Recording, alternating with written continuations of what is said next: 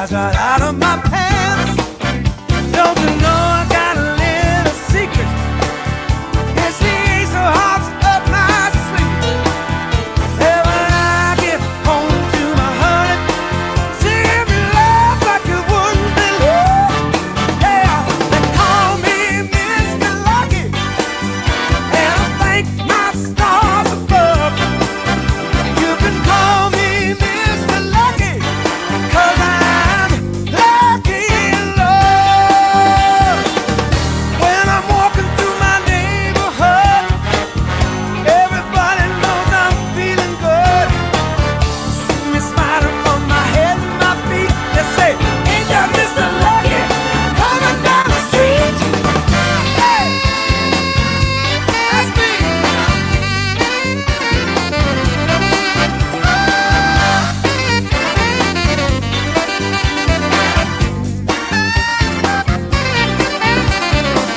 I'm Mr. Lucky when you kiss my lips, when you touch me with your fingertips. I'm Mr. Lucky when you hold me tight. I'm Mr. Lucky when we kiss goodnight. Baby, they call me Mr. Lucky, and I thank my stars above. You can call me Mr. Lucky, 'cause I'm lucky in love. Call me Mr. Lucky, and I thank my stars above.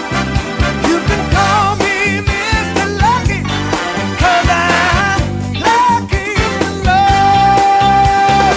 Call me Mr. Lucky in love. Call me Mr. Lucky in love. You know that's right.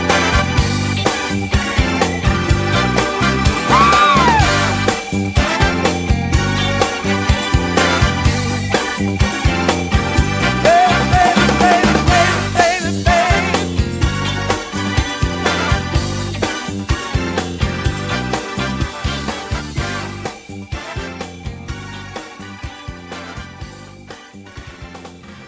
Hey, everybody, what's going on? What's hot? What's hip? What's happening? What is shaking on your Tuesday evening? I hope it's a great one for you.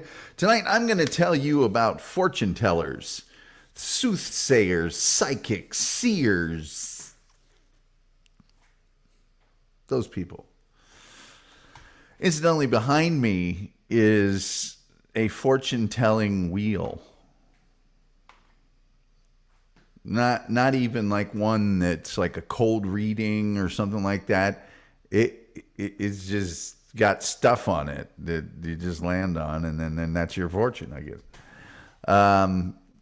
Anyway, that's what's going on there. Hey, like, share, subscribe, retweet, notification bell, all of those things that are free that help us with the almighty algorithm, And then, of course, we have memberships and super chats if you'd like to get involved in those.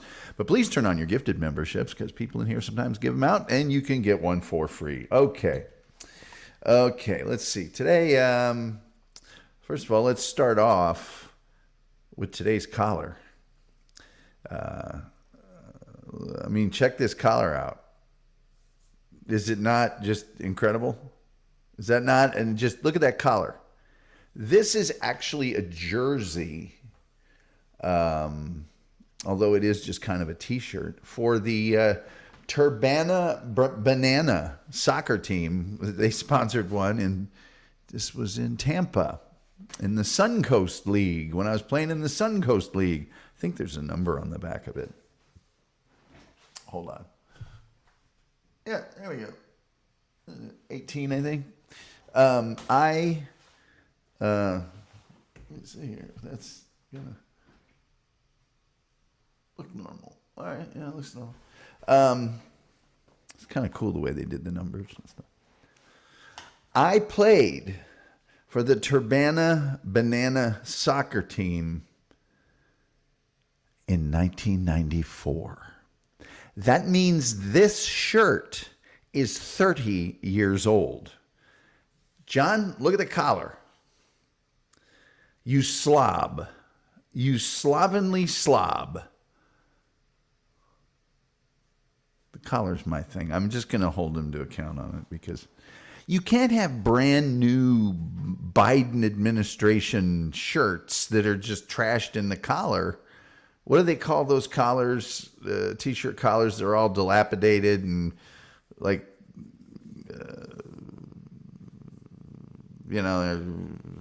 they have no shape. They call them bacon, neck bacon. I don't know. That's what he's got. Anyway, yesterday I was chock full of ancillary information regarding consumer products and everything else. I don't have any of that today. None. Zero. Zip. I did drive the Jag today, though. Drove it around a little bit. It's pretty awesome. Today I just have the regular as a Red Bull here. Mountain Dew Zero. So that's all I got. I thought I saw some stuff. Somebody, one of the guys from Beverly Hills Cop died. Pete Rose died. We didn't really talk about it, but okay. Hard to describe Pete Rose because growing up, he was just synonymous with baseball. Hustle and everything, and then the gambling stuff, and that used to be the way on sports radio station I worked at, Sports Fan 990. That was the way. If you weren't getting any callers, and believe me, this was a station in Dallas, but we struggled to get callers. So it was the worst radio station in the history of mankind. The way to get the phone lines lit up would just be, it's like, man, we haven't had a call this hour. Next segment, should Pete Rose be in the Hall of Fame? Ring, ring, ring, ring, ring. Everybody has an opinion. Always go in threes. Somebody said that John Amos had died from Good Times. I don't know if that's true or not. But Dikembe Mutombo died as well. But I don't know that Dikembe Mutombo counts because I think maybe not as well known to the general public. If you know anything about sports, you know who Dikembe Mutombo is. But John Amos just died. Am I going to have to look this up? Or Dikembe Mutombo. How you doing, Gene 1313? Nice to see you as always. But John Amos would be a biggie. I mean, John Amos was Die Hard and West Wing and Roots. Certainly Good Times. Come on now. Be good to Daddy. John Amos. And I always like John Amos because we would watch Good Times, and it says August 21st. That was a long time ago. I don't think we can count him as the 3. But John Amos used to make my dad laugh really, really hard on Good Times. Lisa Gregory, I'm so sorry, Lisa. Lisa Gregory Spieth is here. Lisa, it is nice to have you here. She says she's new here. You guys, everybody welcome Lisa, please, to the show. Gene1313, great, my favorite, Tom. All right.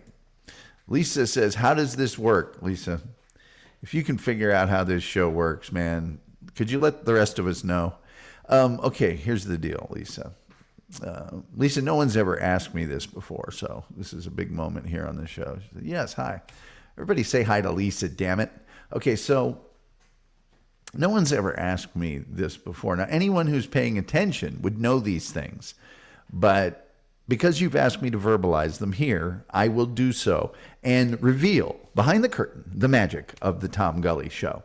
The Tom Gully Show starts every night, Monday through Friday, at 8 p.m. Eastern Time. Now, if you're paying attention, I actually start the show at 5 till because we've got about a 4 or 5 minute opening. Okay. So then the show starts at 8. I open up the show. I immediately tell you what the show's going to be about. Tonight's topic is fortune tellers.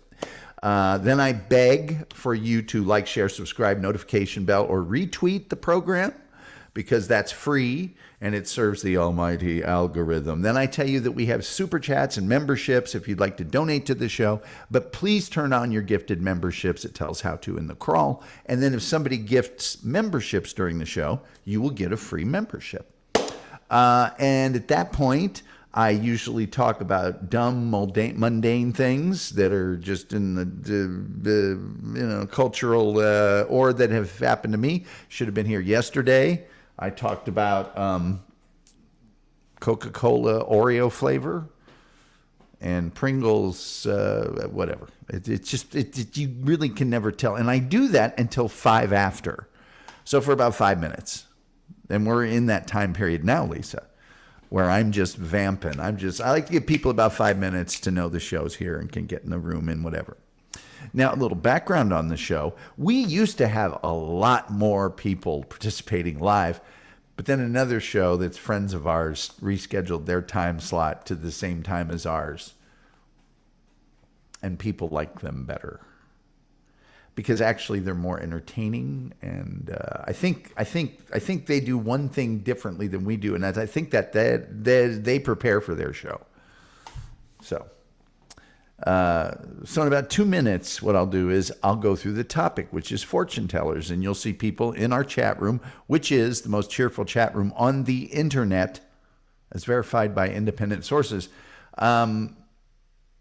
What's the telephone number for? Okay, so I'm going to go through the fortune teller thing, and trust me, it'll be brilliant.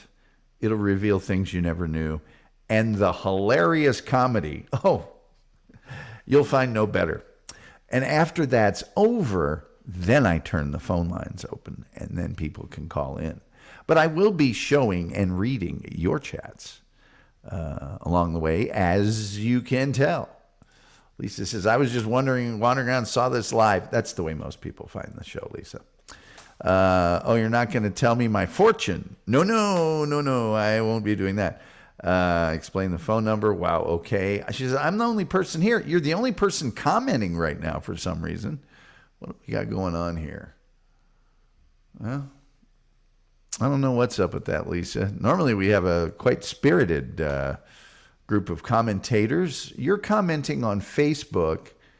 Doesn't look like we're getting many, if any, YouTube, which is normally the most that we get is YouTube. So I don't know what, here you go. Ariana May says, you should tell us all our fortunes, Tom. You know what? I'll do that after I explain the whole thing. I'll do that. I'll do that for you. Yes, Lisa is on Facebook. So we do have one YouTube. Lisa, sometimes people are listening while they're working. Who knows? Sometimes it's StreamYard. Lisa, I apologize in advance. This really should be a better show. I wish as a first-time viewer I had a better one for you. I wish that we had a better show for you, Lisa. Oh, let me see. I've got to open up my thing. Lisa, this is the part of the program most people really love, and that's when I open up my thing so that I can do today's topic. Lisa, also, we provide you with incredible graphics. Sometimes people make AIs with my face on them. There's the world-renowned detective Columbo. And then here's Tom Gully as the Scarlet Witch in the Marvel franchise. Here's the creepy ice cream vendor, Tom Gully. There's that guy. People can't get enough of him. And then a new one that SG Fanboy has created and sent to the show.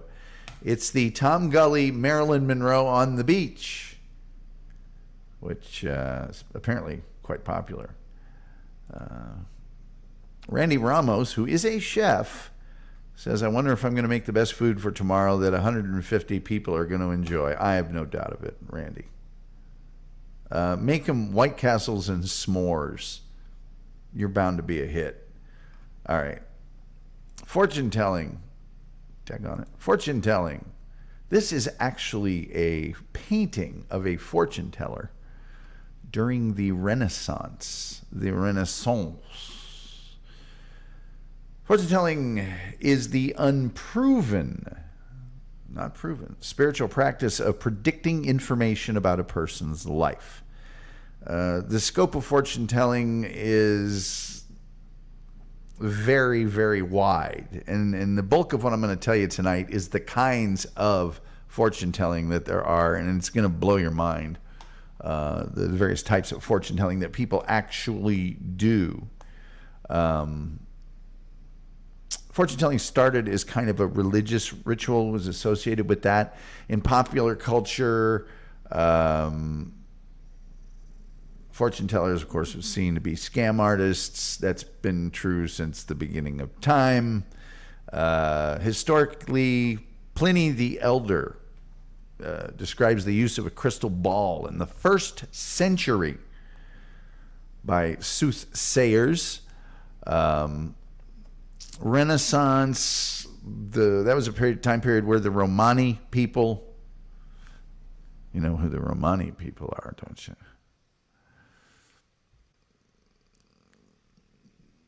It's sort of the India, anyway. During the 19th and 20th century, methods of fortune telling from non-Western cultures, such as the I Ching, were adapted into Western popular culture. Now, examples of fortune telling in pop culture are huge. The Magic 8 Ball, you've had a Magic 8 Ball, right? My sources say yes. Paul the Octopus. For those of you who don't know, Paul the Octopus was an octopus at Sea Life Aquarium in Oberhausen, Germany, that could predict the outcome of matches played by the German national soccer team, which is a big thing there. And this octopus, it was in the paper and everything, predicted like 8 or 9 or 10 or 12 games in a row correctly. This is in the face of most modern religions that have prohibitions against fortune telling. Christianity, Islam, Baha'ism, Judaism, they all go, hey, no. And there are many terms for fortune tellers. Crystal gazer, spaewife, seer, soothsayer, clairvoyant, prophet, oracle, visionary. Fortune telling is dismissed by skeptics, I am a skeptic, as being based on pseudoscience, magical thinking, and superstition. Common methods oh, you guys probably want a different picture up here, don't you? Sure you do. Hey, check it out. Palm reading. That's how you do it, right there. If you want to start your own business, you're welcome. Common methods for fortune telling in Europe and North America include, and I'm going to tell you what all of these actually mean here in a minute, but some of them are astromancy, Hori astrology, pendulum reading, spirit board reading, tasseography, cartomancy, tarot card reading, crystalmancy, chiromancy. There you go. Now, people are so desperate to believe that the future can be predicted that there's some sort of cosmic roadmap of your life that's already in play that you don't know about and that someone else can see. Sorry. Here are the vast number of ways that, they figure out how to bilk people. I'm sorry, that they've figured out how to tell fortunes. Aeromancy is predicting stuff by interpreting atmospheric conditions. I'm just saying. Electromancy is predicting the future by the observation of a rooster pecking at grain. Yes. Alluromancy is predicting things by flour, the powdery grain flour. Astrology is by the movements of celestial bodies. That's pretty pretty obvious. Very closely related is astromancy, and that's by the stars. Augury is by the flight of the birds, being able to predict things. Bibliomancy is by books, mostly religious texts. Cartomancy is by playing cards, tarot cards, or oracle cards. Ceromancy is by patterns in melting or dripping wax. Yes, chiromancy is by the shape of the hands and the lines in the palms, hence the photo that I'm showing you right now. Chronomancy is by the determination of lucky and unlucky days. So they ask you, well, was it lucky or unlucky these days, and by the order of them, supposedly. Clairvoyance is by spiritual vision or inner sight. Claromancy is by casting of lots or bones or stones. Some people can shake up chicken bones in a cup, and that's how they tell. And cold reading is by using visual and sound clues. Most people that say they can read the future, fortune tell, are doing cold reading. That's what they're doing.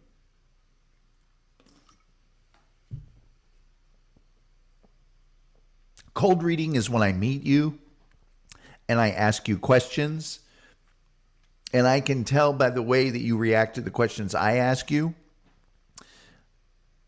I can figure out where to go and all that other stuff.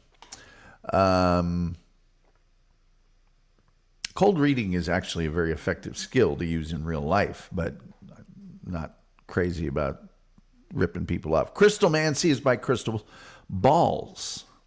Crystallomancy, sorry. Rented lips is by a crystal ball, an actual crystal ball, not by crystals, a crystal ball. Extipacy, you folks are going to love this one, especially those of you about to eat dinner. Extipacy is to predict things by the entrails of animals. So you would gut a goat or something and put its guts, and that's how. Face reading is by reading, it's almost like phrenology. It's by reading the bumps in your face. Feng Shui, harmony of the earth. Gastromancy is by stomach-based ventriloquism. So that's really a ripoff. That's when somebody pretends to talk from your stomach. Anyway, geomancy is by the markings in the ground, sand, earth, or soil. Haruspicy is the livers of sacrificed animals. That's a good way to predict the future. Hoary astrology is the astrology of the time the question was asked. So, whereas some people in astrology might look into the future for a certain day or something, hoary astrology is where were the stars when you asked me this question. Hydromancy is by water. I Ching divination is by yarrow stalks or coins and the I Ching. Cow Sim is by means of numbered bamboo sticks shaken from a tube. Lithomancy is by stones or gems. Molybdendomancy is by molten metal after dumped in cold water. So you'd get molten lead, dump it in cold water, and after it cools and solidifies, goes to the bottom, whatever pattern is there, that's how they tell the future. Naviology is by moles, scars, or other bodily marks. Necromancy is by the dead or by spirits or souls of the dead. That's necromancy. That's when a psychic can claim to speak to someone who has passed on to the other side. They are speaking to the dead, and therefore that's necromancy. Nephomancy is by the shapes of clouds. Those of you who used to lay on the ground as a kid and go, that looks like a ray gun. And maybe you were tapping into some nephomancy. Numerology is by numbers. A lot of people go to numerologists. whatever. Oneromancy is by dreams. Onomancy is by names. Onychomancy is by a form of palmistry, but you're looking at the fingernails, okay? Palmistry is simply by the lines and mounds on the hand. I'll give you another picture here. This is from Romania in the 1500s. And people would huddle around and have their fortune told, as you can see. By the way, this picture here, look up in the, it's covered up by my logo. But if you look up at the upper right-hand corner, there's actually a dude being attacked by a bear, and he's spearing the bear. It's like, is that a future that was told, or is that just some badass? This next one, a lot of these made me stop in my tracks and go, really? This one made me go, really? Really? Parrot astrology. And that is by parakeets picking up fortune cards. So, you just scatter out some fortune cards like you do, and then parakeets pick them up, and that's how your future is determined. Paper fortune teller, that's an origami, intricate folding thing. Pendulum reading is by the movements of a suspended object. Pyromancy is by gazing into fire. Hey, the Lord of Light. GOT fans, anywhere? Rhabdomancy is by rods. I don't know how they do that, but rune casting is by runes, which are little stones. Scrying is by looking at or into reflective objects. So it could be water, mirror, crystal ball, whatever. Spirit board, the most popular one, is the Ouija board, of course. And that's using what's called a planchette. That's the little thing in the Ouija board, or an actual talking board. Taromancy is by a form of cartomancy using tarot cards, a very specific form.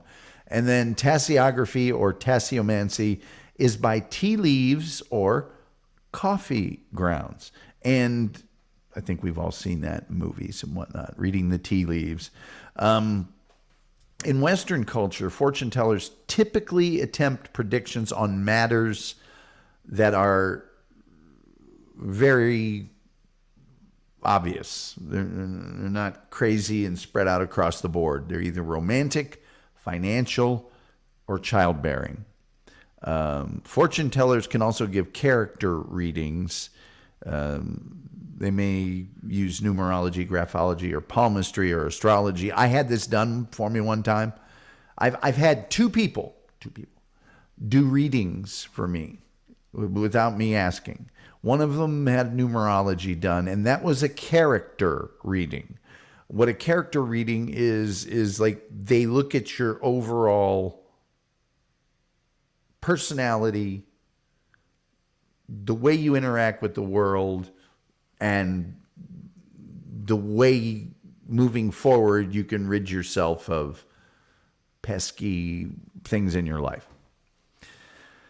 The other one was just I guess it was a character reading too, because it was not specific, but it was a woman. She didn't do numerology. She was just a seer or something like that. And both of them were given to me.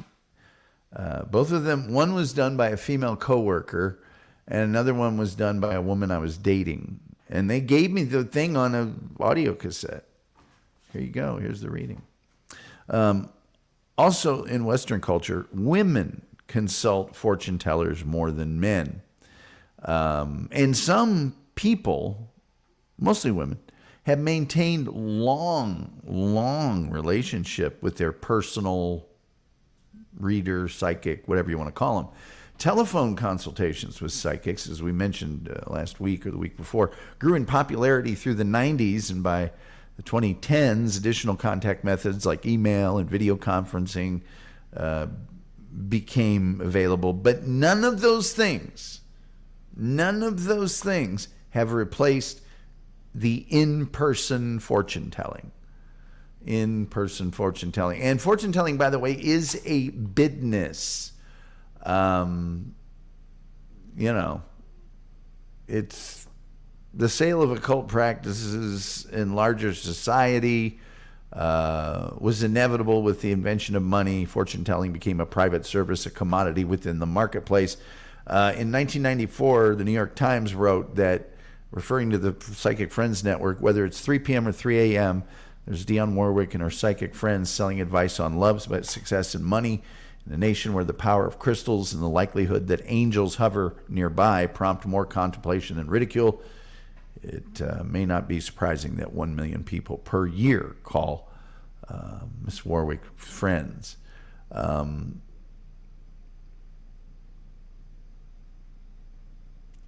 There was a guy in 94, a psychic counselor, and it's actually a woman, Rosanna Rogers in Cleveland, Ohio, who said, couch potatoes aren't the only people seeking the counsel of psychics and astrologers. Clairvoyants have a booming business advising bankers, Hollywood lawyers, and CEOs of Fortune 500 companies. If people knew how many people, especially the very rich and powerful ones, went to psychics, their jaws would drop through the floor.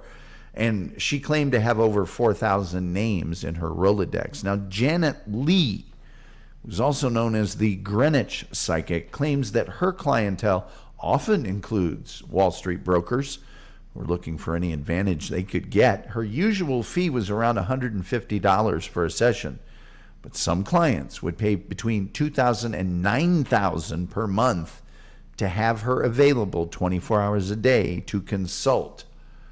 Yes.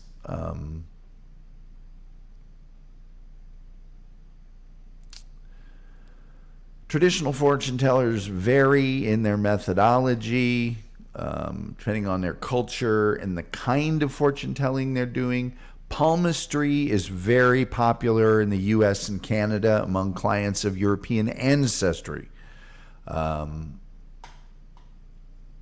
Astrology, but tarot card reading has become extremely popular in the last 10 to 20 years. Extremely popular. Very briefly, most municipalities have rules against fortune telling. And that's why many fortune tellers now call themselves a spiritual advisor or a psychic consultant. Sometimes that practice is just, you can't do it here. Period. End of sentence. In New York State, for instance, fortune telling is a Class B misdemeanor.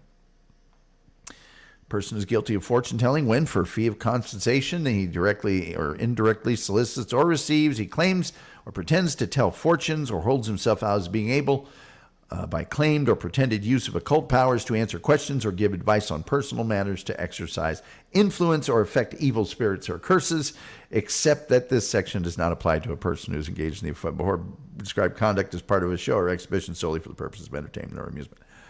So who knows how hard they crack down on that. I've been to New York and I've seen psychic right on the front of a building, so I don't think it's too big deal. Real quickly, fortune telling is easily dismissed by critics as magical thinking and superstition. Skeptics suggest that fortune telling is the result of naive selection of something that has happened from a mass of things that hasn't happened. Oh, hold on. Yep, there he is. The clever interpretation of ambiguities or a brazen announcement of the inevitable. Other skeptics, and I'm in this camp, claim that fortune reading is nothing more than cold reading. A large amount of fraud has been proven in the practice of fortune telling. I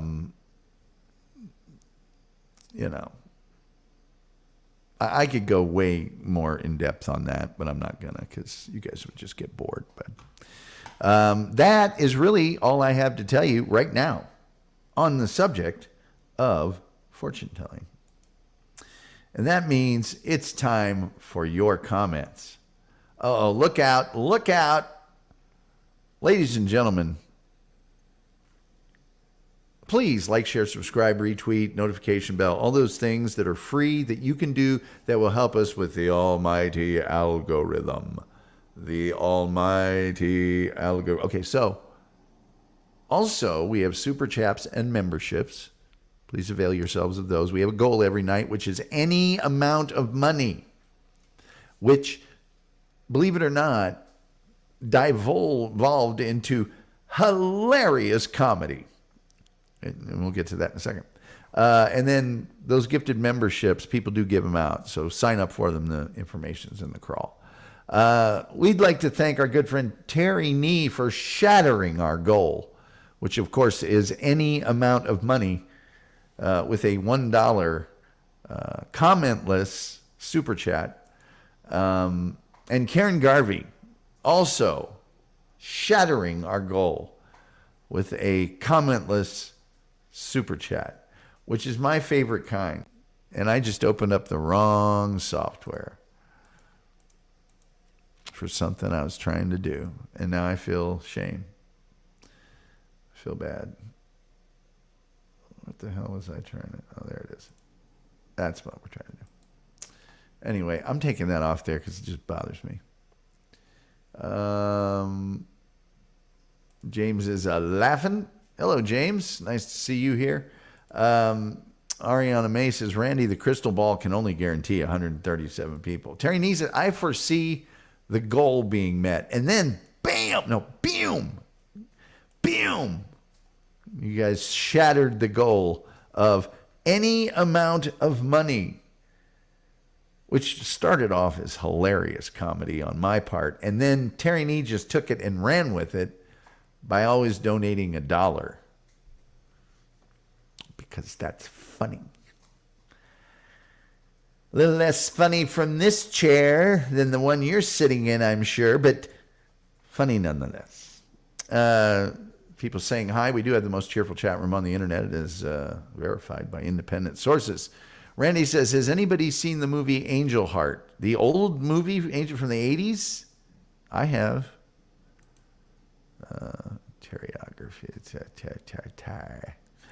Tassiography. Yes, that's one of them. Yes, I've seen Angel Heart. Yeah. Speaking to Pete Rose, he's saying he didn't cheat. Well, he didn't say never said he didn't cheat. He said he didn't bet on the Reds.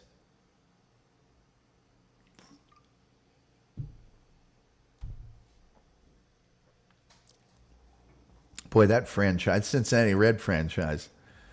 You got Pete Rose and Marge Schott. If you think Pete Rose is bad, look up some of the things Marge Schott said when she was still walking the planet. Had a lot of praise for Hitler, which is great PR. Anyway,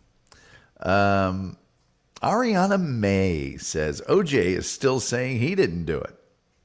From the afterlife.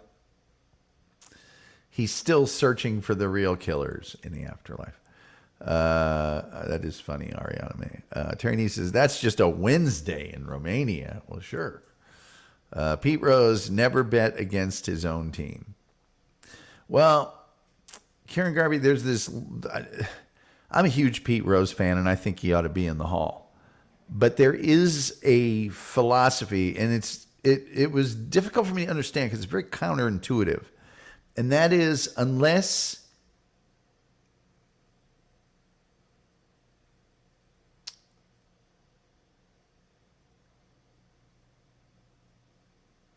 he said he never bet on the Reds to lose.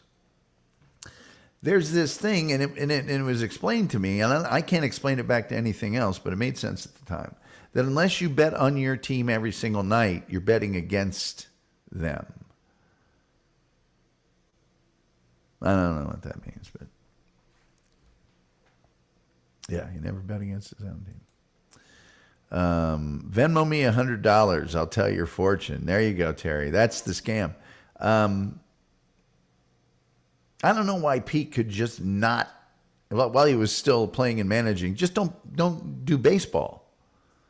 Baseball is not a very good thing to bet. You know, football is something that's good to bet.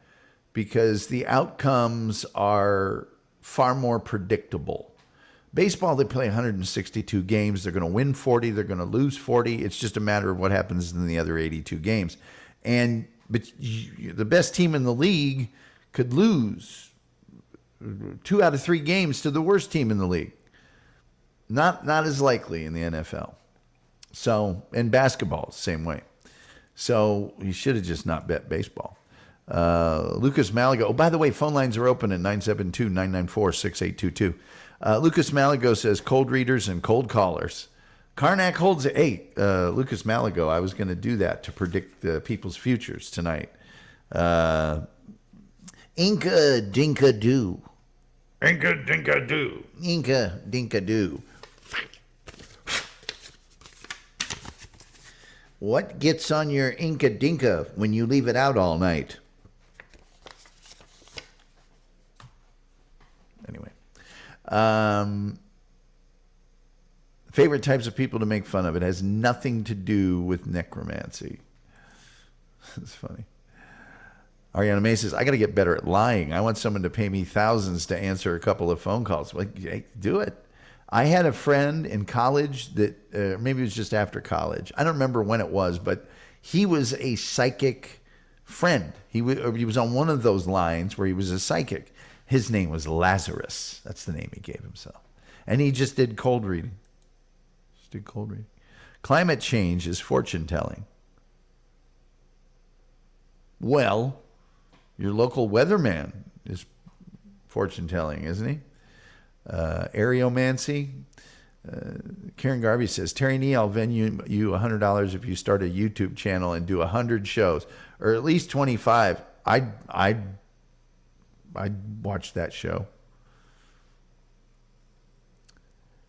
And Terry, not only would I watch it, I'd hang out in your chat room and pay you back for all of the wonderful things you've done in my chat room.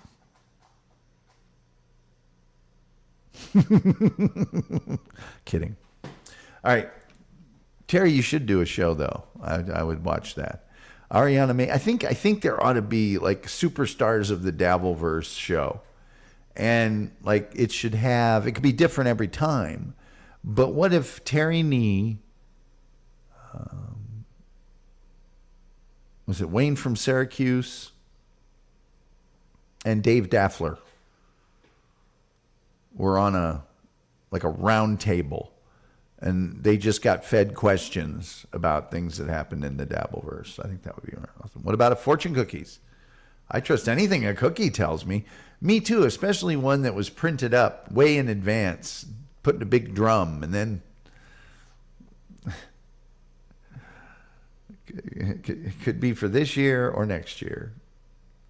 You guys ever get a fortune cookie at one of those restaurants and it's like plastic? It's so hard. You can tell it's been around forever. You can't even begin to chew it.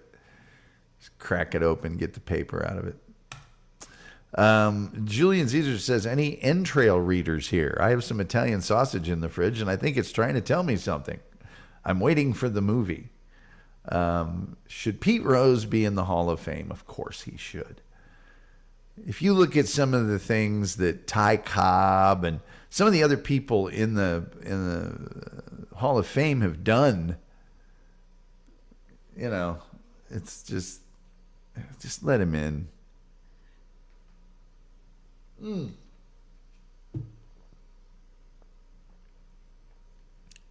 The movie 8 Men Out, 1919 Black Sox that allegedly threw the World Series for the Chicago White Sox to the Cincinnati Reds. Those guys were all brought into court, and the court found them not guilty. But Judge Kennesaw Mountain Landis, the commissioner of baseball, said, I don't care if you were found not guilty. If you were associating with gamblers, you're banned from baseball for the rest of your life. And ever since then, that's the rule. Since 1919.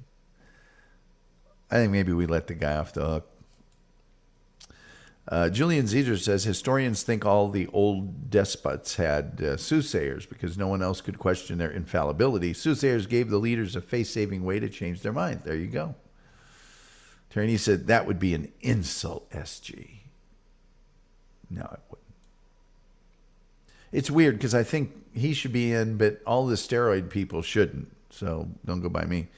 Ariana May says, Tom, I'm about to try the Oreo Coke. Okay, Ariana, please tell me what you think of that, because I'll just repeat what I said yesterday. I got a dash of chocolate right at the start. Then I got some Coca-Cola flavor, and then it sort of was some, I don't know what the hell happened. I just don't know what the hell happened. Tell me what it did to you. Gilman says Marge shot and her bottle of the cheapest vodka was the best.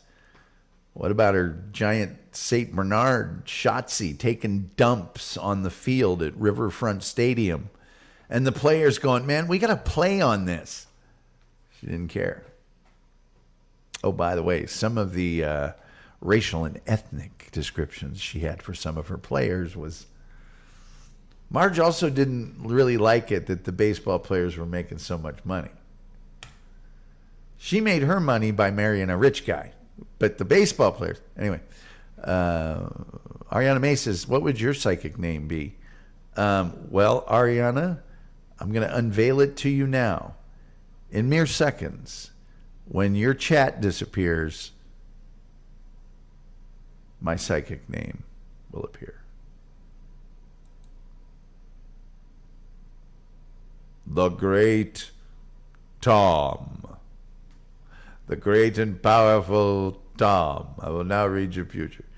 Terry Nee, thank you so much for the $5. Not as funny, but much more appreciated. I'm kidding.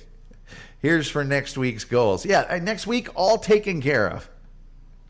We got that out of the way early. Next week, locked in. Doopa-doopa-doo, says Terry Nee and Dave Daffler. And throw Karen Garvey in there, too. Although Karen Garvey's one of those people like, oh, no, I don't want to be on there. I couldn't. I just like to listen. Doopa-doopa-doo. SG Fanboy, when did you get your cast removed? How is your arm? And SG Fanboy says, I still have it. I got next week. Hopefully I'll be finished then. All right. We'll get well soon. Ariana Mason. I'm getting Coke with a hint of Oreo, but I taste the cookie more than the cream. Oh, yeah, there's no cream in there. No, it's just chocolate. It's just the cookie chocolate. It's not unpleasant. And oh, by the way, Ariana, I got the zero sugar version, and I also got the little 7.5 ounce cans.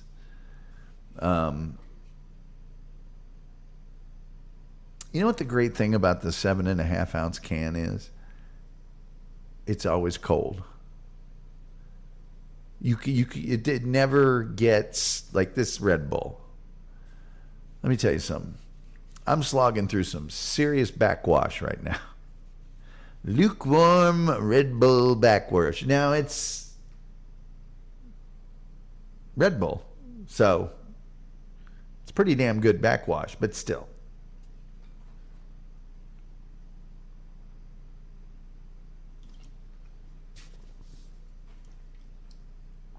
If it was 7.5 ounce Red Bull. But I never get that. I get the 20 ounce because I'm like, I need a lot of Red Bull. Oh, Mountain Dew Zero. Which is pretty good stuff, actually. Doesn't taste as much like Mountain Dew as Coke Zero tastes like Coke. But it's pretty good. Oh, here's Ariana. I was hoping for a bit of the creaminess. I also got the zero. Yeah, it's okay. I'm not mad at it. It's just I don't it's like, what this is. I don't know what that is. Terry Nee says, too many choices at the store. There are too many choices, but where I shop, a lot of the things are not available from week to week.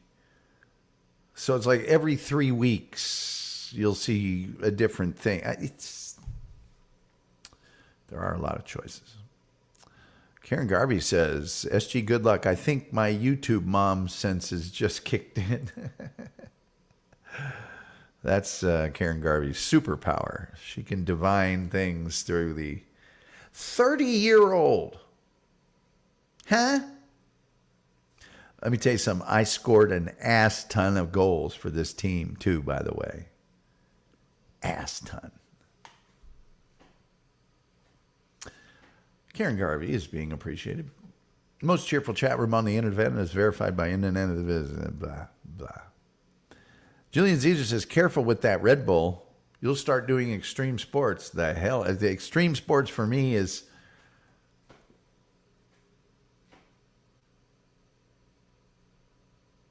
I don't know what it is. Putting an extra pillow on my bed or something. Karen Garvey says, hell of a collar, Tom. Look at that. 30-year-old shirt. And I guess, I could say it used to be a little bit more vibrant of a yellow, but 30. I hate to say this, and, I'm Dabbleverse adjacent. I'm not hardcore Dabbleverse or anything. But... and this is hard to say, because I have a lot of friends and people I'm friendly with in the Dabbleverse. Uncle Jack and Looney Tunes Critic and Joey C and all the guys at TSN. And the list goes on and on and on. But I am a little hurt that I haven't really gotten the recognition I deserve on this collar thing. I feel like I put in the time. What is it, last 3 weeks? I'm just saying. Ariana May says, do some parkour, Tom. God, I wish I could. That parkour stuff looks so cool. There was a time in my life when I was easily athletic enough to do that, although I am 6'5", which is, I think it's a something for smaller people, a lower center of gravity. But the heights and the fear of hurting myself falling, no, I'm not doing any parkour. Probably wouldn't have then. Doopadoopadoo says, anyone in the chat room, have you ever done extreme sports? What do you consider extreme sports? Julian Zero says, I ride my bike in Philadelphia traffic. Wow, you are brave. Julian Zero says, stop it. Yeah, that's crazy. I don't think I've done any extreme sports. I can tell you this. From the age of 10, 5, 7, from the age of about 15 to at least the age of 25. Well, let's just say 22. All I did was play soccer. If it was sunlight out, that's what I was doing. And in the wintertime and stuff, when they had indoor, then I did that. And that's all I did. All I did. That's all I wanted to do. People would say, hey, you want to go to this concert? Nope, want to go play soccer. Girlfriends say, want to go to a movie? Want to do that? No, want to go play soccer. Julian, you are brave. Yeah, brave's one word for it. Terry Nee's got another word for it. It's called crazy. You're crazy. 972-994-6822. About to close these lines, by the way. Julian Zedger says, parkour needs a huge power to weight ratio. So, yeah, it's for smaller people. Yeah. I used to be thinner. But I'm not... When I played sports, I had very good balance. Very hard to trip me, knock me over, all that other stuff.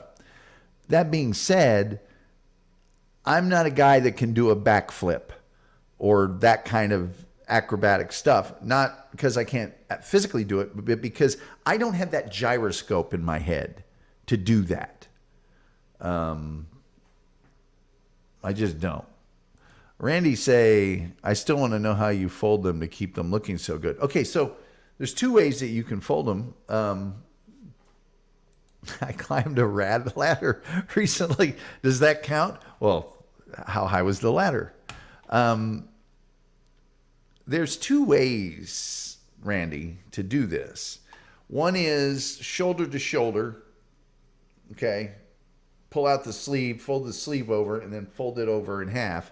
The other way is lay the shirt flat with its arms out, fold the arms in, and then fold the shirt over in half. Those are the two ways. With your super nice shirts, super nice, you want to do the second way, because that way there's not a crease in the middle down the front. With your just everyday kind of all right shirts, you do it the second way. That's the way this shirt was done. You can't see the line because I've been wearing it. It warmed up and all that stuff. Those are the two ways. Randy, if you really want me to, one day on the show, I will bring in a shirt and show you. It's not so much the way you fold them, though. It's how you wash them and dry them. And I can tell you this. I guarantee you he does not fold his clothes right out of the dryer. If you're not folding your clothes right out of the dryer, what are you doing? You know, because that's, and especially your casual clothes, because that's pressing them. If you get them right out of the dryer and they're hot, almost hurt your hands, and fold them, they're pressed. They're, you know, I guarantee he doesn't do that. He leaves them in a wad in his dryer, and he either gets them out and folds them when they're all wrinkled and stuck together in a big ball, or he gets them out of the dryer one at a time as he needs them. And it's like, you might as well take a completely wrinkle-free shirt and just wad it up, run over it with your car, and put it on. Terry Nee says, folding shirts on a show. Wow, YouTube may cancel you. Well, the YouTube viewership is already hard at work on that. Yeah, I did. I thought my show was, getting a little too popular. So probably a great idea for me to do a show about folding shirts.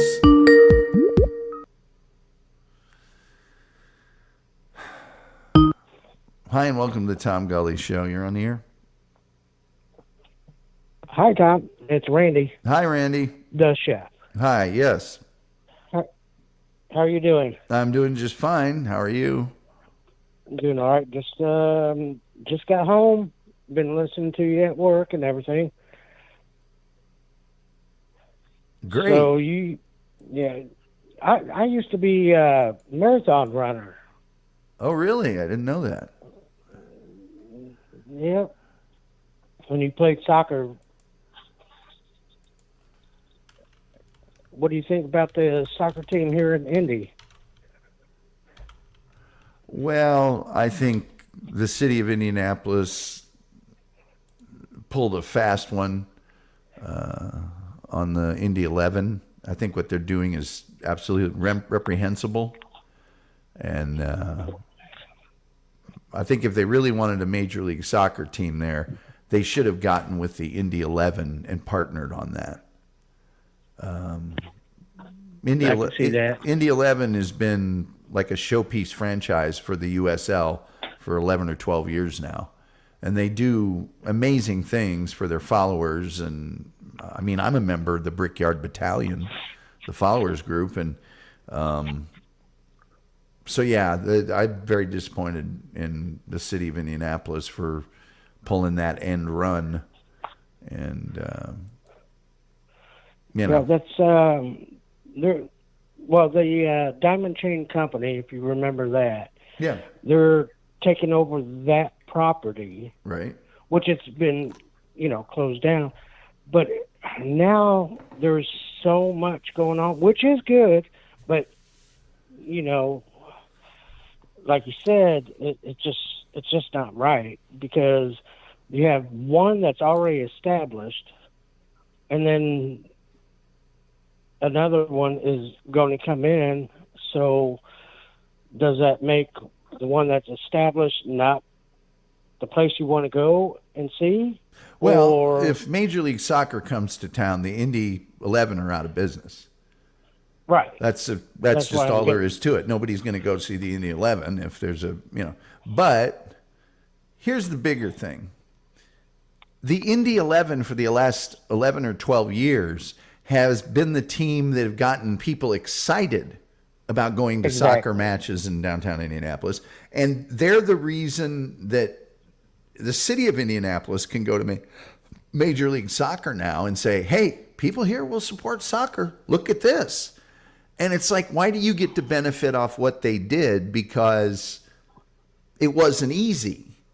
At first it was tough to get people to go to the games. And so the Indy 11 comes in and they do all the hard work and they pay the dues and they get everything all set up. And then they want to become a Major League Soccer team. And the city of Indianapolis jumps right in front of them and says, no, we're going to work a deal with this guy. That's just, man, Right. that's just, I work with a lot of people that like soccer more than football, yeah. and they're like, well, who do we cheer for now if they come in? Because they've been, using their hard-earned money to go and see the 11, and then...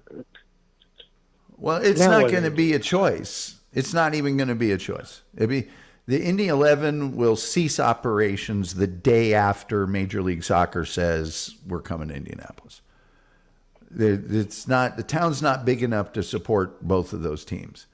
No, I don't think so either. And so, it's. I think soccer started in Indy at IUPUI back in the day. Well, there used to be a team called the Indiana Blast that played over there. Really,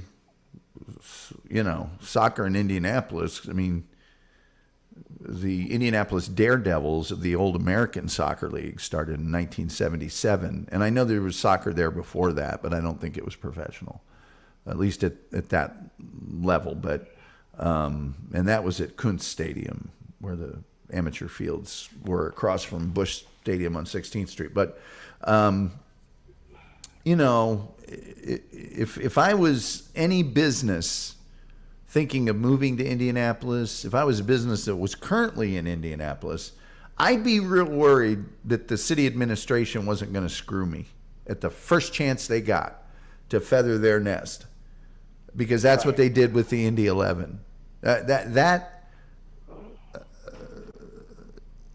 That's so not cool and so not in the spirit of soccer. All the names of these soccer teams, DC United, or when they say FC, FC this, FC that.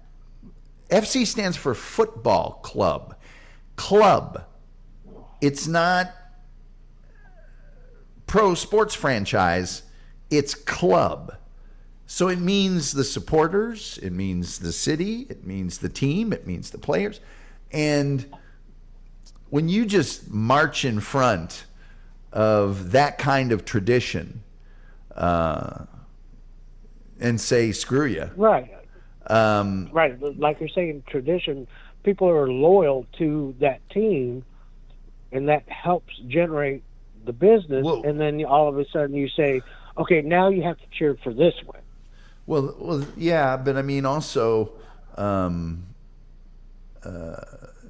it shows they don't have regard for what the team did and is doing, and they don't care about the sport, and they don't care about fairness. And Major League Soccer only cares about Major League Soccer. They if you're the one with the money, you're the one that's getting the franchise. They don't look into it and go, well, these guys have already been running a successful franchise, we should give it to them. No.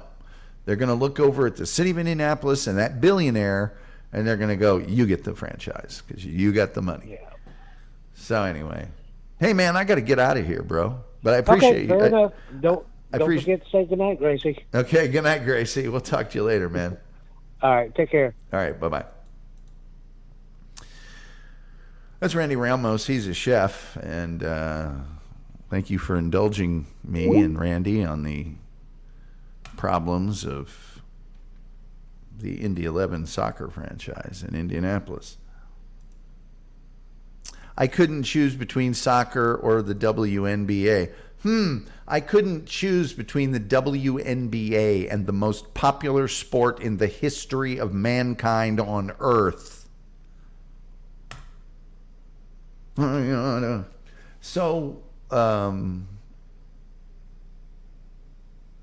in one sentence, the Indy 11 has been in Indianapolis for 12 years doing an incredible job, and they got a place for a stadium and wanted to petition Major League Soccer to go from the division right below Major League Soccer to Major League Soccer, which is like going from AAA to the majors. And before they could do that, the city of Indianapolis teamed up with the same billionaire that was going to help out the Indy 11 and said, no, let's put together our own proposal. So they screwed him. They hosed him, and they hosed him hard. Karen Garvey said, those are fighting words, Terry Neal. Not really. If you don't like it, you just don't like it. That's no big deal there. Hey, I think we're the most popular sport in the history of mankind on Earth. We'll be all right without you. Caitlin Clark is the new Larry Bird. Well, only one Larry Bird, but Caitlin Clark is phenomenal. I think Caitlin Clark's the new Caitlin Clark. The Wolf with $2. Thank you, Wolf. Will Caitlin Clark become more famous than Reggie Miller in Indiana? More famous? I don't know if you can be more. Well, yeah, you can be because Larry. I think Caitlin will be at least as famous as Reggie. You know, let's not forget Reggie played in Indianapolis for like 18 years or something like that. I mean, she's incredible, but Karen Garvey says, I'm joking. I'm joking, Tom. Don't be such a stoop. I'm sorry. I'm so sorry. Hey, we'd like to thank some people, some very special people. We'd like to thank the very special Terry Nee for shattering our goal of any amount of money. We'd like to thank the lovely and talented Karen Garvey for also shattering the goal of any amount of money. We'd like to thank again the lovely and talented Terry Nee for shattering the goal for next week. And then, of course, the Wolf with another generous donation. The Wolf, known as the Woof in some parts of downtown Indianapolis. Karen Garvey says, I want that to be my voice. What the? You stoop. Rebel Trenchcoat, a Columbo podcast. Thank you so much. She says, oh man, I didn't get a notification. Oh, that's just the man trying to keep me down. RTC. I know I say it every time. I'm going to say it again. If you're not listening to Rumple Trenchcoat, a Columbo podcast, you are missing out. Watch you some episodes. Make sure and go to the YouTube page for Rumple Trenchcoat first and see the titles of the various episodes. Pick one of those out. Watch the episode, then listen to the podcast. And everything is complete. And then the circle is complete. Hungus Mungus says, oh, and by the way, thank you very much, Rumpled Trenchcoat. It's very generous of you. I appreciate it. Hungus Mungus says, I'm proud to tell you that my hometown soccer team is one of the worst in whole of Germany. Well, you better tell me what team that is. The Wolf says, there is no new Larry Bird. I would say that's true. I would say that's true. But I wouldn't define Caitlin by Larry. I'd say she's her. She is, to me, she's more Pistol Pete with an outside shot. Well, not even that, because she doesn't do that many dribbling tricks. But, she's her own thing. She is her own thing. She's amazing.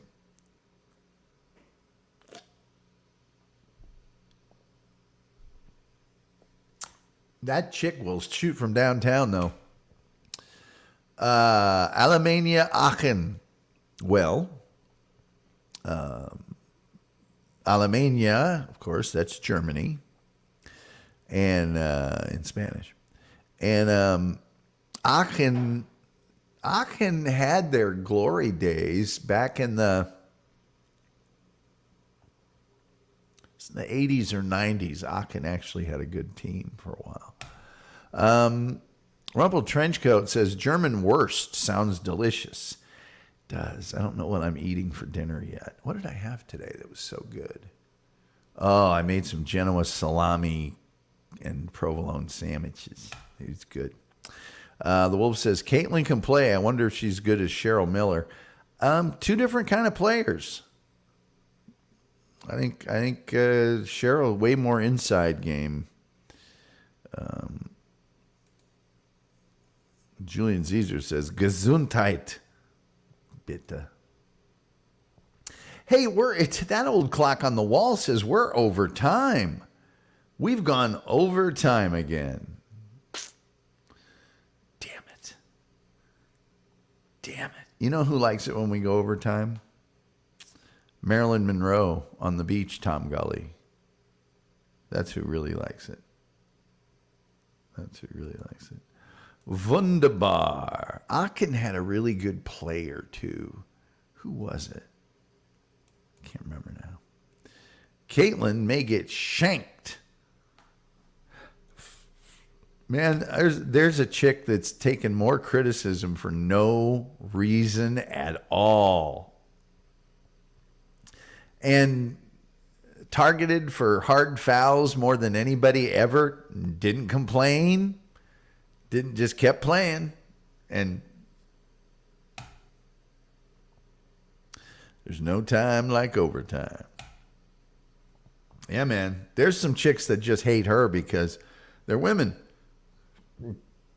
And they're jealous because she's getting all the attention.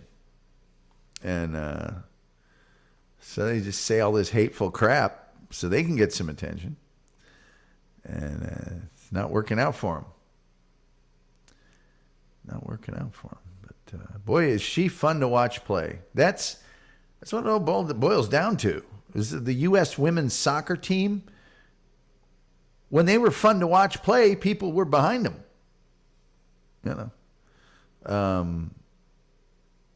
Caitlin Clark, she's fun to watch play, man. Terry Nee says, read my book. I want you to do a show and then talk about your book. Terry Nee's book, Men Are From Mars, Women Are Batshit Crazy.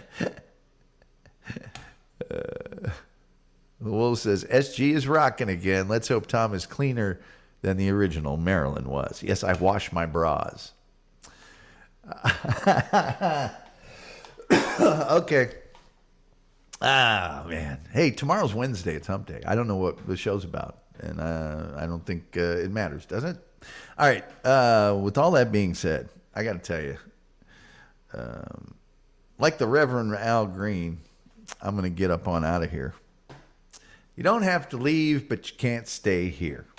And I guess the only other thing left to say is, till next time, we'll see you next time.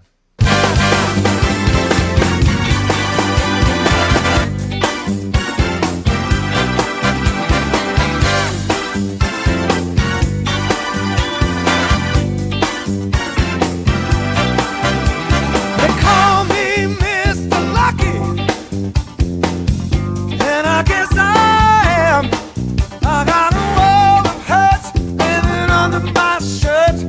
I don't want to talk about that, 'cause I got to